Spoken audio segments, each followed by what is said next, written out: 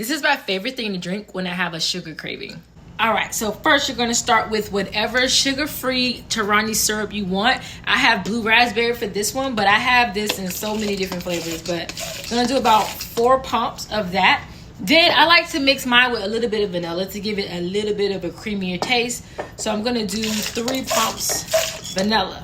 Then you're gonna fill this with ice. And then you're gonna take whatever sparkling water or some sort of carbonated water, and you're gonna fill it up, leave a little bit of space at the top, okay?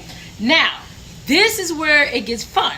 You can either put cream or the Coffee Mate no dairy-free creamer. So now, if you put cream here, it's gonna be a lot more calories, and sometimes if you don't put enough, the dairy will separate and it'll look kind of funny. It's still gonna taste good, but it doesn't look that cute, right? So if you don't want to use dairy, I suggest you get the Coffee Mate with no flavor Coffee Mate, or even vanilla. It might taste good.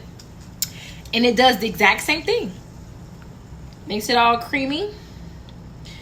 And then you're just gonna mix it up and enjoy. And this is the finished product.